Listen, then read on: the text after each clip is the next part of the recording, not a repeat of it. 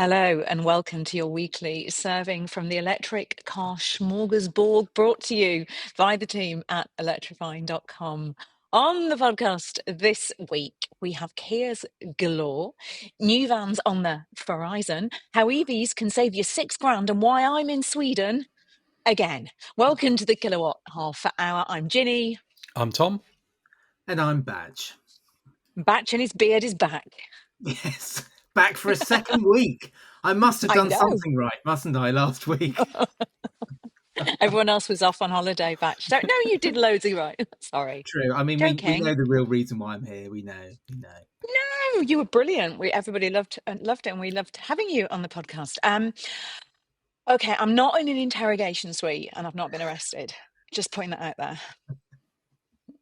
Yes. Where are you, Janine? It looks a bit miserable where you are, though.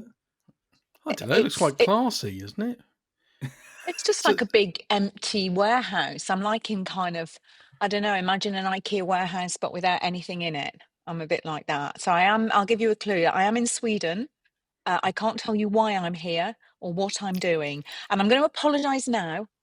If you're listening and you're not watching this, Tom did a very bad thing there and tried to mouth the reason that I'm here. So it's a top secret and I'll be able to tell you soon. I can't tell you now. And I'm going to apologise straight away because I don't have my podcast mic. I'm in a massive echoey building. So I know the sound will be rubbish and it'll be back to normal next week. So apologies, everybody. So what have we all been up to? Batch, what have you been doing? Well, I've been driving something which I feel as though we're going to be saying this a lot of this year, aren't we? I've been driving a new electric van. Hey, vans on the horizon by any chance? So Tom and I were on the same event this week, and we had a bit of an argument. It got quite violent, actually, of how to pronounce this particular van brand. And I was under the assumption it was called Farazon, but it's Tom. It's you say Verizon, don't you? Verizon, because I said like Horizon. It's just a Horizon with an F on the front. But then we were having the argument about horizontal versus horizon, and if you pronounce it that way, then it's different. But I think the people in the presentation said Verizon, didn't they? They did, yes. So I win. So I've been well and truly told off. I've been well and truly told off. So yeah, so it was the Verizon SV, which stands for Supervan. It's not the Ford Transit Supervan from the 1970s, if anybody is old enough to remember that. But it's this new van from this brand from Geely, which of course, they own Lotus, Volvo, Polestar, etc., etc. And I felt a little bit disappointed by it, actually. I was expecting great things from this van, and I found it just a little bit disappointing. But what do you think, Tom? Were you a little bit disappointed by it, or am I being a bit nasty? Yeah. Did it leave you lacking, Tom? It did a bit, yeah. I mean, these things you think, well, they've got loads of kit on them, haven't they, and all that sort of thing. I thought the driving was better than some vans that I've tried in the past, but it's slightly more expensive than the base model Transit. Okay, it's better equipped, but you think, it needs to be competitively priced to give you a reason to do it. And the even the warranty is like a year less than on that Volkswagen Transporter I was driving the other week. So I was a bit like, does have some interesting bits on it. One of the really nice things was a load sensor, so it knows how much load you've got in the back of the van, and it comes up on the dashboard and tells you, so you can't be overloaded. Or I suppose you can't deny not knowing that you're overloaded. They also made a big thing of the fact it's got no B pillar, which is sort of the pillar between the door, the passenger door, and the slidey door, which I didn't think made any difference whatsoever personally. But there we are. Just me. Okay. No, it doesn't, because there's a bulkhead in the way. I think in some markets you can just have the driver's seat and a bulkhead that goes around it, and then it makes sense because you can get really big things in. But no, on that version it didn't. Yeah. I've been looking at vans this week as well. We've had... Yes.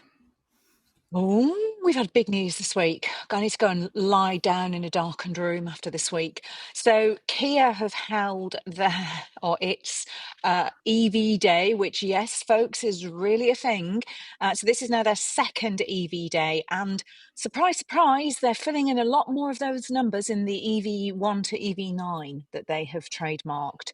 So this week we saw a really cute little thing called the Kia EV2, the smallest EV to date.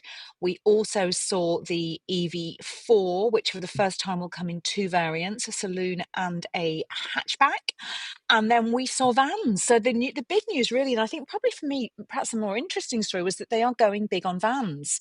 So a whole range of vans coming, will be built in a bespoke dedicated factory. They're going to have, the first one will be an ID Buzz rival. So it will come with a cargo and a passenger versions like Volkswagen's ID Buzz does. And it's really been quite an impressive week from them. Goodness me, they are churning out the EVs, aren't they? Should we start with the EV2? So we've got a video up live on the channel about that. And that's, I think, getting really positive comments. So this is small little car. It's a concept at the moment. It's got really cool, rear hinged back doors. Looks great. Won't get any of that. Got a really cool interior with seat backs that have been laser printed by the people that do the soles for Adidas trainers. Won't get any of that because it's a concept car. But externally, it's pretty much there. And I thought it looked really cute. I don't know what you guys thought of it if you've had a chance to kind of take that in and look at it. I know, Tom, I sent you some pictures over and you were quite impressed, weren't you? I think it's really funky. Yeah. I don't know. Is it based on Insta? Is that the same platform as Insta and things, or is it different? No, Insta's built in a different factory. So Insta's actually built on the ice. They've got a petrol car, so it's built in a different factory in Korea. This is built, this is all built on that dedicated platform that they've got. It's going to have the smaller battery that you get, the 55 kilowatt hour battery that you get from the EV3. It's going to be, but very much a lot of the stuff from the EV3. It's also interestingly going to get a new LFP battery because the parent company, Hyundai Motor Group, are developing this whole range of LFP batteries for, they're a bit less expensive. They've got less of those rare earth minerals in, although I'll get told off for saying that because lots of people think that batteries don't have any rare earth minerals in. But anyway, that's another story for another time. Anyway, yes, so I thought it was really interesting. I'm rambling. It's been a long week. But what did you think of it? I hadn't seen any pictures of it up until this week when they were on our website, and I was really quite taken with it. It reminds me of a Soul, actually. It looks really quite if you remember the Kia Soul, that car sort of disappeared a while ago, didn't it? Love that car. Yeah, and it sort of reminds me of that, and it looks really cool, really cute, but also aggressive at the same time. So it's going to compete against the Insta, and it will be it's like Renault 5, Citroën C3. So I think suddenly that more affordable point in the market, that sort of £25,000 around there, which is what we think this is going to be, it's getting a lot more interesting, isn't it? A lot more choice. Which would you have, a Renault 5 or an EV2? Oh, I don't know, actually. I'd probably have a Renault 5 because that's the shiny new thing, obviously. I was really quite taken with it. There's some really cool features on it. It's the concept. I think we need to wait until we've seen the production version. Yeah. And I think that's what Renault nailed with the 5 is the production version of that car was every bit as nice as the But so is the EV3, concept. if you think about it. That exactly. Yeah. So no, I'm quite excited. Maybe slightly less excited about the EV4. Funny looking thing, isn't it? Marmite is the word that springs to mind. Marmite. Because I know you rang me up, Ginny, and said, "Oh, look at these pictures! Look at these pictures of EV4," and there was the hatchback version, which looks really nice. But the sort of the fastback version, which I don't know whether we're going to get in the UK. Yeah, I think we are going to get it in the UK. It's got a very Kardashian-esque rear. Yes. Is that fair, Tom, to say that? It's got a rear. I'm proud to say I'm not familiar with the Kardashians, but it is a controversial rear, yes. If you do want to see it, we have a full review of it over at electrifying.com. We've also got videos here on the YouTube channel of both EV2 and also of EV4 as well. Make up your own mind about the rear on the EV4 and the saloon version. I'm tending to agree with Batch. I think the hatch looks okay. It's quite cool. I just don't know if we need it. I just kind of like, where does it fit in? You know, there's a lot of cars coming from Kia. We've got the EV3, as you said, just arrived. We've got the EV5 coming. And then we've got this as well. I don't know. Is it a model too far? Time will tell. In many ways, it replaces the Kia Ceed, doesn't it? Which is sort of like the hatchback at the moment with petrol engines. And that's not exactly a great selling car, is it? So why, by changing it to an electric car, is it suddenly going to become really popular? So, Tom, how are you feeling, Tom? I feel like we should have sent you a care package this week. I know. Or, I know. oh, are you all right? Do you know what's happened, James? No, what's I'm happened? fine. Oh, I'm all right. but I'm all right. oh, it's been a big wrench for Is Tom. it the Leaf? The Leaf is gone. The Leaf is gone. Oh. Yeah, it's gone. it is quite sad, but you know, times move on, and I've been doing some sums, and I reckon that if we'd have done those 62,000 miles in a petrol or diesel car that was doing like 45 to the gallon, we'd have spent about £9,300 in petrol. Now, because we charge overnight, I reckon we spent about £1,650 in electricity. Oh, that's so good. And the servicing's less and everything else. So, yeah, it's saved me a big old chunk of cash, that car. In fact, it very nearly paid for itself completely. And, of course, I've sold it now and I've got some money. So I'm feeling quite smug. Smug and sad at the same time. Yeah, I think so. Aww. But it was kind of sitting there not doing many miles, so it didn't make sense to keep it, really. So, yeah. But so talking about good value driving. Yes. Yes. Do you want to talk to us about this? So we're part of an organisation called EV UK, which is just lots of different people who are all working sort of in the EV industry in the UK. And they commissioned the very first kind of really definitive deep dive into what the real cost of driving an electric car is. Do you want to reveal all, Tom? Yeah, well, I kind of looked at this slightly cynically because that's what I have to do with everything that I see, and thought, well, you know, this is from an EV promoting organisation, so let's look at all these figures. Which we're part of, by the way. Well, I know. So, but I still have to look at it in a purely, look at all the, and thought, actually, this is a really comprehensive report. So they say the good and the bad, but what they basically say is that 80% of drivers would be better off driving an electric car. And the average saving that they would make by going electric from all the people they looked at is just under £6,000. It's 5,850. And they looked at people who are buying new if they go on to salary sacrifice. And there are some people for whom it just makes so much sense.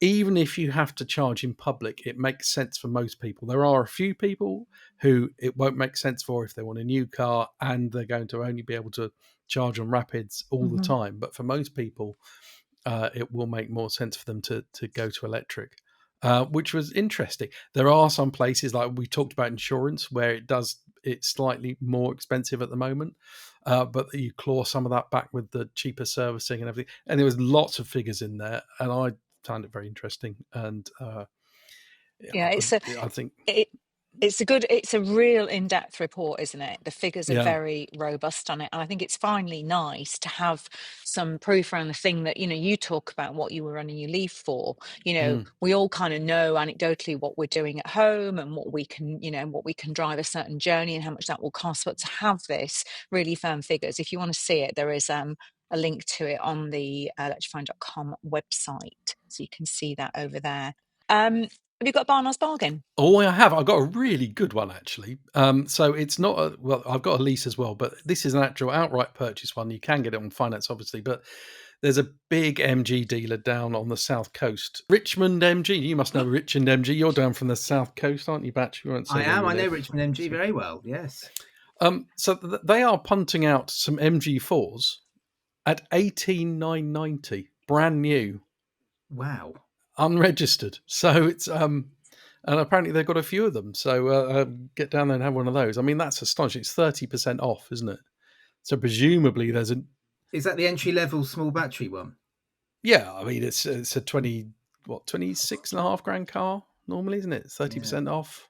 Wow. So, but it's not badly equipped or anything, is it? It's $18,990. So you think that's your spring money, and it's new. You'll be the first owner. Gosh, okay, that is good. But if you do want to lease, ID4 is just over £300 a month at the moment, so £301 a month. And again, that's the small battery, so it's the 50. Is it 58 kilowatt in those? I think, but yes. And I think it will also have those horrible wheels, those kind of Addison Lee taxi spec wheels that are kind of black wheel covers on, which I'm convinced are only there to make you upgrade. But £300 a month, who's going to moan? Who's going to moan? Before we head into all your questions and comments, let's just take a moment to remind everyone that this episode of the Kilowatt Half Hour is brought to you with the help of Anderson EV. If you're into design as much as you are electric cars, I think you might like their home chargers. Anderson's A2 and A3 aren't just functional, they're beautifully made with a choice of 200 colours and finishes, so they can blend in with your home or be made to match your car. No bulky boxes, just smart tech that looks great and works, and you can find them at anderson-ev.com. Let's now find out what you've been up to. We've got some car buying questions first. Perhaps, do you want to take Jonathan Shapiro's, who's emailed in? Yes. info@electrifying.com. Yes. If anybody wants, it's podcast actually at electrifying.com if you want to email us. Yeah. Okay. So this is from Jonathan. So he says, I live in the countryside with ungritted, narrow roads and many hills. The drive up to our house is steep, about 1 in 5. That is steep. I have a Tesla Model 3 all-wheel drive, which I love, but my abhorrence of Elon Musk Esquire is such that I'm thinking of selling it. My issue is how to replace it, preferably with something a little smaller, but with smaller range. I could spend up to about £50,000 if pushed. The current favourite is the Kia EV3. Good man, Jonathan. And it would certainly be all-wheel drive, but nobody's prepared to tell me when that is coming. I don't need the hot hatch, although I won't object. It's the traction I need. Any ideas about the timeline from your end? Failing the all-wheel drive option, would I be better off with a front-wheel drive EV3 or a rear-wheel drive Skoda Elrock? And how would the regen be affected? Presumably halved with two-wheel drive, but is it better on the front or rear wheels? Quite a lot to digest there. So many questions there. And I can answer one thing definitively for you. You're not going to want to wait for the EV3 all-wheel drive because that is not coming until early 2026. That's a year off. So unless you are thinking of swapping then that's coming. But until then, you're going to have to decide between those two. Front-wheel drive EV3, rear-wheel drive Skoda Elrock. Yes. Any thoughts, Tom?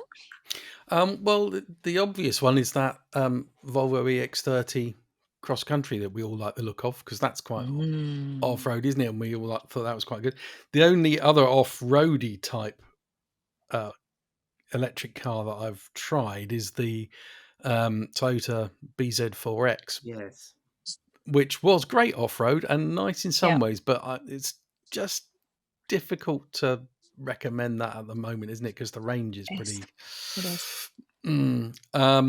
As goes for the traction, well, I had a Cupra Born in the snow, and I was expecting it to be terrible because it's rear-wheel drive, and rear-wheel drive cars are always hard. But it was quite good. I think it's like the old Volkswagen Beetles, where because the weight's all on the back, the traction on it's fine. So I think that might be right. I think I'd probably rather have that than a front-wheel drive car, because every front-wheel drive electric car that's got a bit of power in it seems to scrabble, doesn't it? It's like that mini Aceman. And do you remember the old Kona and things used to be a bit scrabbly, didn't they? EV3 is not scrabbly though. No. EV3 is definitely not scrabbly at all. And also having driven the rear-wheel drive Elrock a few weeks ago, that again that drives really nicely. So I think do you know what I would do? I would try out them both, because I think either of those would work. If you do want to wait for the Volvo Cross Country, that's not coming till the autumn either, so there's quite a wait for that too. The only other car Nissan that Area. We drove one of those up a ski slope. I was just going to Oh, we say did that. drive That's a quite Nissan good. Area. I was Yeah, just going to yeah, say Aria E-Force. That's the only other car that I've driven with four-wheel drive, yeah. and seemed to be pretty good actually.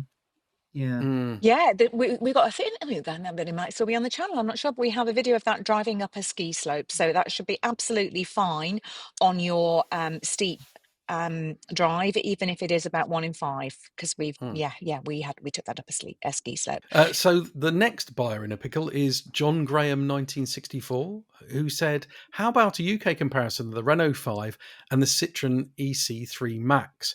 On paper, the Renault 5 should walk away with it, but there are areas where the Citroën has the edge. Boot space, perhaps, certainly rear legroom, faster DC charging, and overall interior space. The Renault 5 may have the retro nostalgia thing going on, and brilliantly, I had a 1970s Mark I Renault 5, but the Citroën does play some cards from the Ollie deck, which is to its credit. It is an interesting thing, isn't it? That the Renault 5 we all love, but if you look at some rivals, which are cheaper and have more space, etc., they make more sense.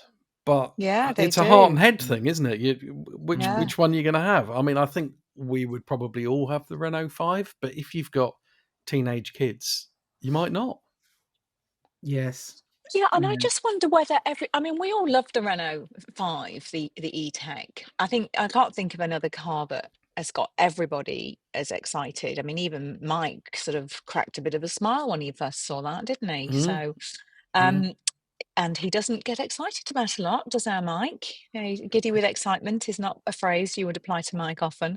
But I think it is perhaps a bit of a polarizing car as well. It says a certain thing, doesn't it, the Renault 5? So I think I can see the appeal perhaps of something like the Citroen EC3, which, as John pointed out, it's got a bit of those Ollie-esque design touches about it. It's a nice looking car. And like you said, Tom, great package. Yeah. So I don't know, maybe we should do a test. Yeah, I think we should. I think the interesting thing with the Renault 5, and we can't comment on it right now, is how will that design date? That's always the thing, isn't it? Will we still be raving about this car in 18 months' time? Just by way of example, I've had a VW ID Buzz turn up today, and I remember first driving that car like 2 years ago, and I was so excited, and all the neighbours' curtains were twitching, and now it's turned up, and I'm a bit just a Buzz, isn't it? We've all sort of got used to that design very quickly. So EC3, I mean, that's a very good comparison. I think perhaps we should do a test of that. The twin test. I think we shall. I think we should take up your suggestion. So we've had an email in, podcast@electrifying.com, from Stephen at Muddle. Hi, Stephen. Love the podcast. I just have a suggestion for a future video or article or discussion point on the podcast. Apart from my first new car that I bought on HP, all my new cars have been purchased by PCP Finance. However, with current high depreciation of EVs, I'm pondering going down the leasing route and would be interested in the team's thoughts. HP, PCP, leasing, or save up and pay outright cash? Thanks in advance. Well, I can take this. I mean, PCP does kind of rely on the depreciation, but so does leasing. I think where leasing comes into its own is that you get the benefit of manufacturers going out and offering discounts to the leasing companies. So, I mean, you can just compare the two of them, a PCP deal versus a leasing deal. Leasing deals tend to be easier to find because you can just go onto Electrifying and have a look at the leasing deals that are there. So I think generally there is a kind of an industry steer towards leasing these days, isn't there?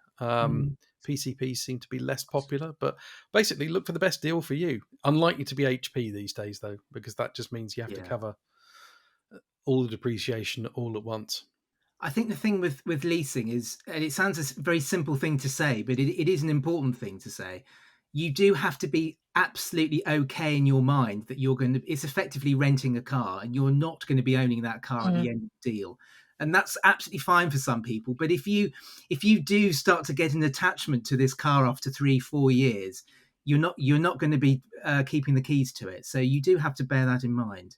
I think the other thing that's worth pointing out is that under some Consumer Credit and Finance Act from whenever it was, under a lease, you are stuck with the lease. You don't hand the car back. So if your financial circumstances change, that's it. You got the car. With the PCP, once you've paid a certain amount back, if, for example, you do and you suddenly maybe you can't afford it, or things change, you can then get out of the PCP. So a lease you're a bit more tied into it for a longer term, aren't you? So that's probably something that's just worth considering as well if you're looking at both of those. Not that we're giving financial advice, of course, because we would never do that. No, absolutely. Okay, questions and comments.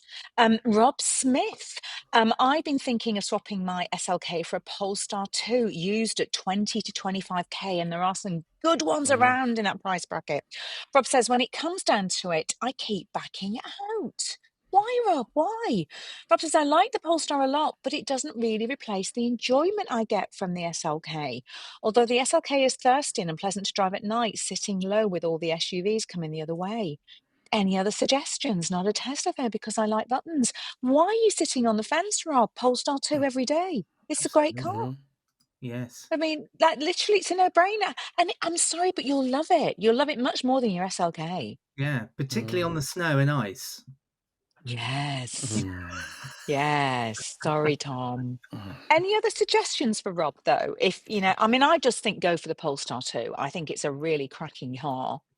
Fun to What else is drive, Born's fun to drive. But we can no second-hand ones though at 2025 yet on the Born. True. I don't think they're coming down to that price yet. Honestly, Rob, I'm not even going to give you another suggestion. No. You'll just go buy the Polestar 2. Yeah. Done. Okay, fine. Simple. Right. What else have we got? So we got the electric transition. Says your EV9 owning listener will be worried about winter range less if they were able to help themselves. So this was last week. We were talking about an EV9 owner who said they were getting very low winter efficiency ratings. There are lots of reasons for EV reduction range in winter, but one of the larger effects is caused by the increase in aerodynamic drag from colder air being denser than warmer air. So they might try reducing their speed by a few miles per hour. It can be surprising what a difference the speed reduction can make, and doubly so in winter. Now, this is an interesting thing, isn't it? If you're getting a bit low on range, you think I should back off to like 60, 65 miles an hour. And it will obviously take me longer to get there, but it will take less time than stopping for a charge if I drive there at 75 miles an hour. And you have to do this sum in your head, don't you? And it's actually quite relaxing if you just settle down to a 60 mile an hour cruise and stop trying to overtake everyone. I quite like it. Yeah. It's a good tip, and that's always I'm exactly that. I hate stopping to charge if I'm near to home, and I'll just back it right down, slow down a bit. It's quite calming. I wonder if the denser cold air does make that much of a difference. There'll be some scientist out there who can tell us, I'm sure, because I suppose for aircraft and things, jets can go higher up and there's less aerodynamic drag there, but I'm not sure if it makes much difference to a car in winter. Let us know if you're a aerodynamicist or a meteorologist or some other sort of ist. Comments below, or you can email us podcast@electrifying.com. And we have one here. Stephen Hedge 6665. Hello, Electrifying team. You rarely, if ever, mention the Nissan Aria. Wow, Stephen. Wow. We're ahead of you there, mate. We're ahead of you there. Stephen goes on to say, we have leased one for a bargain since October 2024. E-Force Advance with the 787 kilowatt hour battery. That's with heated steering, seat preconditioning, all the battery, never the mains. With the temperature about 10 degrees, we've been getting 3.5 to 3.7 miles per kilowatt hour. It's all about the driver and not about the car. A single motor version will be a sweet spot. Change your driving style and the benefits will follow. It's not technically all about the driver, is it? No. I think the driver helps, obviously, but I think there is also, in our experience, quite a lot of variety when it comes to efficiency in cars between different manufacturers. So there's a bit of both there. Is that fair? That is very fair. And I think even within the same range, there's big differences, aren't there? Look at those Lexuses I had and that four-wheel drive one versus the two-wheel drive. The difference was almost 1.5 miles per kilowatt hour. So it was, there's a lot of difference. There is, but Stephen, I think you do make a very valid point there that we do probably not mention the Aria enough because it is a great car. Like we said I think we said it on the podcast last week. We had one for a while, and all different members of the team used it, and it's great. It's good. Yeah, lovely almost interior forget too. it's there, don't you? But that may change with the new Nismo version, mightn't it? I don't know. Oh, when's that coming? You don't know. Soon. It's very, very soon. Very soon. Is it? Oh, okay, good. Well, that's something exciting to look forward to. Shall we end this week's podcast on a special message for Batch? We had lots of lovely messages saying how great it was to see Batch back on the podcast, and VP 272 has said Batch looks 10 years younger with the new look. There you go, Batch. Thanks, Mum. Are they confusing him with someone else, do you think? Thanks, definitely. I think it's definitely my mum. But can I just give a shout out actually? So I was at your mum. I was at GridServe at Stevenage this week, and I got introduced to a lovely guy called Ollie Kirk, who's the assistant general manager, and he absolutely loves the podcast, and he just wanted to say that he listens all the time. And the number of people who are sitting there charging up, and they're charging up for half an hour, and they listen to our podcast. So I just wanted to say hello to him. Oh, Hello, so Ollie, thank you so much. Ollie, actually, that is why we came up with the Kilowatt Half Hour. Yeah, because we thought it could be something fun for you to stream and listen to with your coffee whilst you're sitting there charging at GridServe. Done, perfect. Job done. Yes. And on that note, do let us know your comments, your thoughts, your car buying questions. You can email us podcast@electrifying.com. If you're listening on one of your streaming services, if you're watching this on YouTube, let us know in the comments below. I'm going to end with another I'm sorry. I know it's been a bit shambolic and it's really not been up to our usual standard in terms of my audio. So please don't complain too much about it. Normal service will be resumed with the next episode. Until then, from all of us, goodbye. Goodbye. Bye. Bye.